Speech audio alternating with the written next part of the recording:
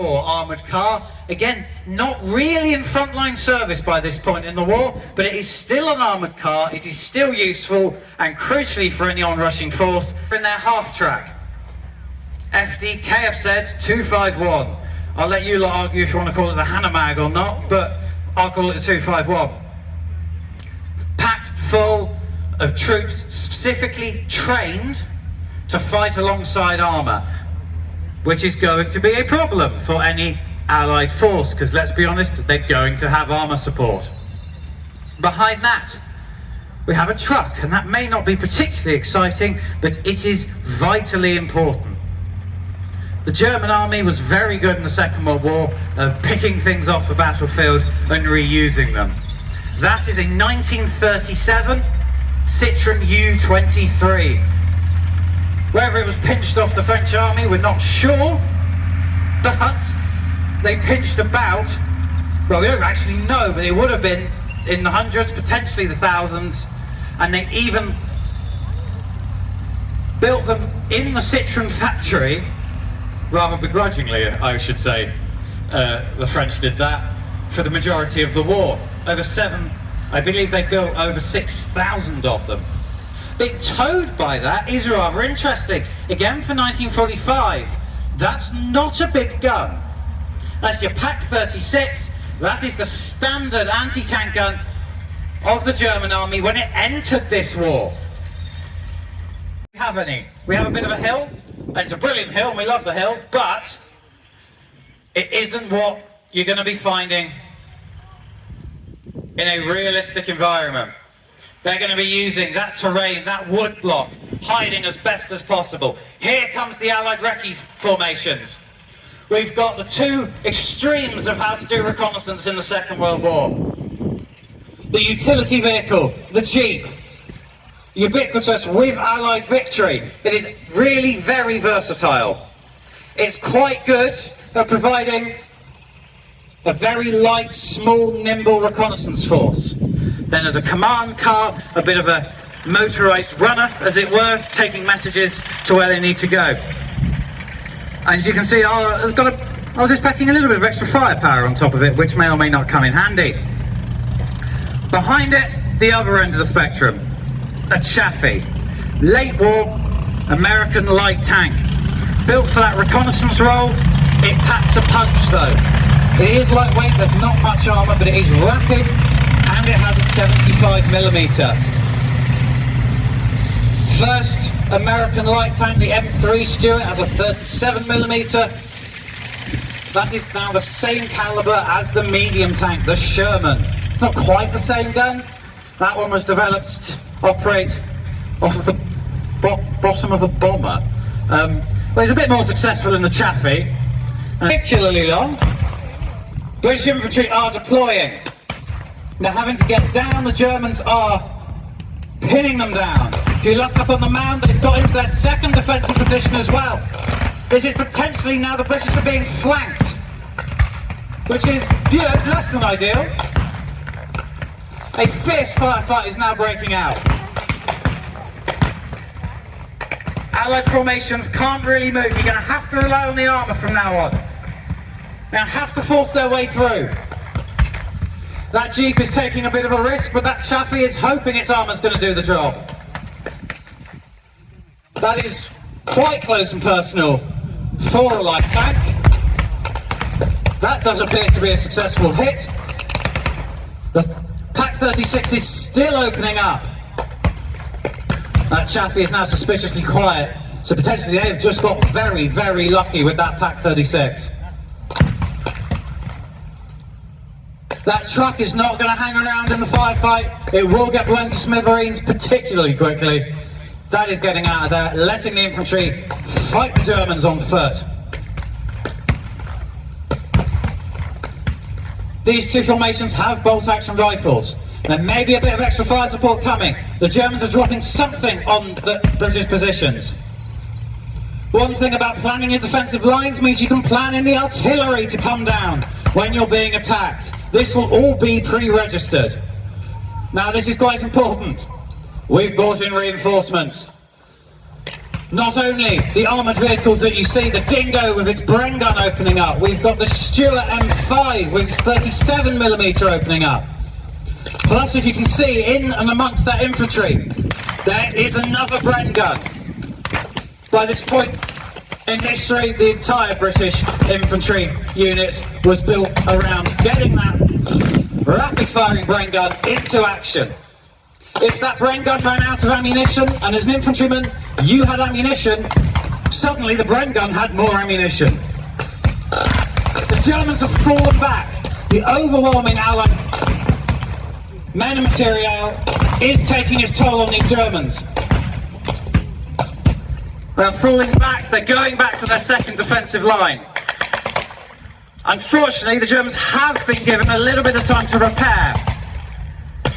They're now pretty dug in, they've got some nice cover there. This is going to be difficult for the Allies to be able to weed them out. Everybody's trying to keep their heads down. If you listen carefully over the rather large amount of gunfire we've got going on here, you will hear the infantry absolutely screaming at each other, different orders, different movements, where they're going. This is not the time for subtlety. You're going to be firing your weapon, keeping that enemy head down while you try to advance through the battlefield. Usually here we say at the Tank Museum, in that recce vehicle like the Dingo, you don't want to be firing your main gun, something's gone horribly wrong. But if you're supporting infantry, pinning enemy infantry down, that is exactly where a little lightweight, bulletproof vehicle with a machine gun is going to come in vital. It's all a bit cagey now, no one wants to necessarily make a move. The Germans know it's the Allies' move to make. But at the same time, they're not just going to want to sit there and take it. They're probably planning something else. That being said, we've got more Allied armour in the field now. This isn't just the recce force anymore. This is a tank battalion, tank regiment coming forward. We've got two Chaffies in our arena, which apart from, well, Friday and Saturday, I don't think has ever happened before. With Sherman Fury behind it, that is the most powerful gun on the battlefield. Sherman gets a lot of stick, but in this situation, you probably wouldn't want to be in much else. It does appear the Germans are making their move. To quote one of my colleagues, there are three inevitabilities in life: death, taxes, and German counterattacks. This is the German counterattack. If I was the Allied commander, I would be expecting this. We played into that. We knew the Germans would inevitably counterattack. Where, how, or when was the question. While the armour moves into position, the infantry are making moves. Because while that Panzer III isn't necessarily the best tank on the battlefield, it is still a tank on the battlefield. And that 5cm main gun is going to rip a hole through most of what we've got here today. That 20mm on the 222, the armoured car, is going to help with that suppressive fire as well. The infantry are reasonably well protected, but they are just trying to make movements. They're using the armoured vehicles as physical barriers occasionally as they move forward.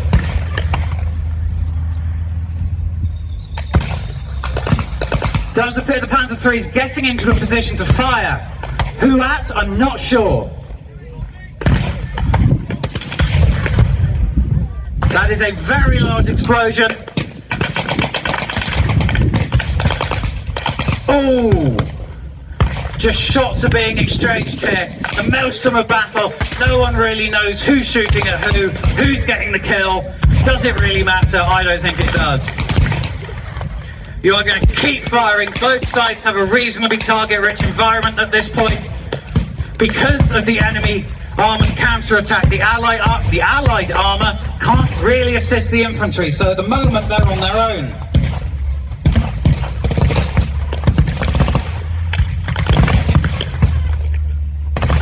Germans are falling back yet again. We are slowly pressing them into a smaller and smaller pocket here. They've clearly had enough. They're getting out of there. This force is just too large for what they have in their arsenal at the moment. They're trying to get out. They're trying to leave the battlefield. But Allied armour is mobile. That Chaffee especially is absolutely rapid. And the Sherman's not too sluggish either. Does appear we've outflanked them. They cannot escape. And no matter how good that half-track is at moving its infantry around the battlefield, when it comes face to face with a 75mm and a 76mm main gun, it's not going to stand a chance. You can see the infantry are moving around the back to support the Allied thrust forward. You're going to need to keep up with them. You don't want to isolate your armour or allow your armour to be isolated. The 1st Chaffee and the M5 are moving through the middle of the arena to directly support the infantry advance. There's a lot of shooting, but we have flanked them. They've cut off their lines of communication, their way of retreating. There is no real hope for the Germans at this point. It is now just a matter of when and how. Allied armour is moving around in support. We're going to need to keep them pinned in as much as possible. Armour in this situation is fantastic. It will provide you that mobility, that protection, that firepower to bring the fight to the enemy. But when it comes weeding them out of foxholes, in place positions, bits of building that they've managed to acquire, you are going to need boots on the ground and infantry moving forward.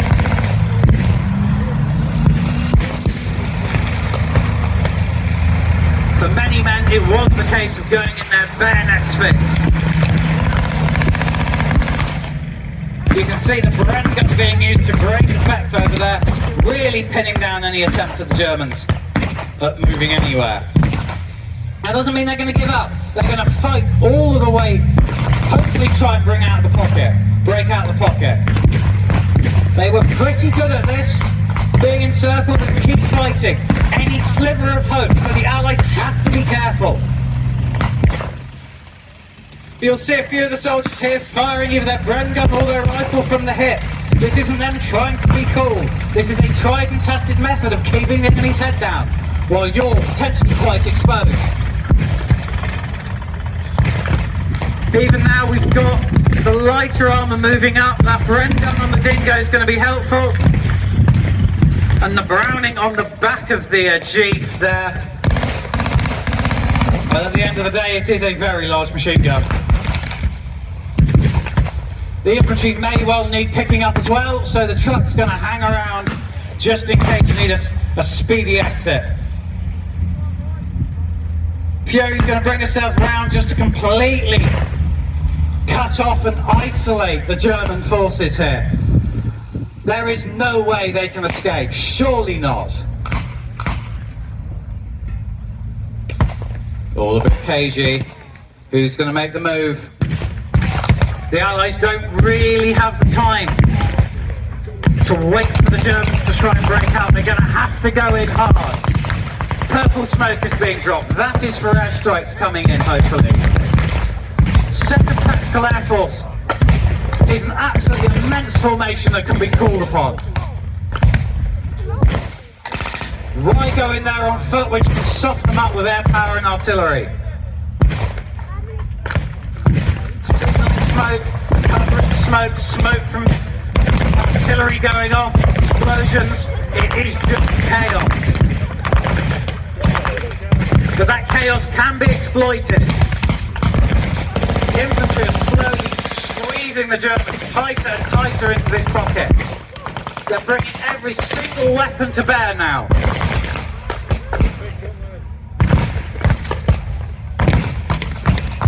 You've got to keep them moving. Panzer III is knocked out. 222 is knocked out. I don't think that half-track's going anywhere either. Oh, they've given up. The Germans are legging it. That's the problem. You may have them surrounded, but pockets of infantry can still escape. I mean, that works both ways, to be fair. That's exactly what we did at Arnhem. A number of the infantry got out in small groups at night. So clearly the Germans have picked something up, and they're fighting on the Eastern Front as well. What you're going to have to do now, you've got to be really careful with taking this position. The Germans would have booby-trapped it. Almost certainly. They would not give up their ground easily. Those infantry are going to have to be careful, but they are going to have to clear that position. And they're going to have to fight through it. What they don't want to do is hang around in this position for, well, any longer than they really need to. Remember what I said earlier about pre-registered artillery? Well, yes, it's here. So they're going to have a few minutes before the Germans are going to be able to call down artillery straight onto this position. It means you fight through, potentially even get to the next German defensive line before you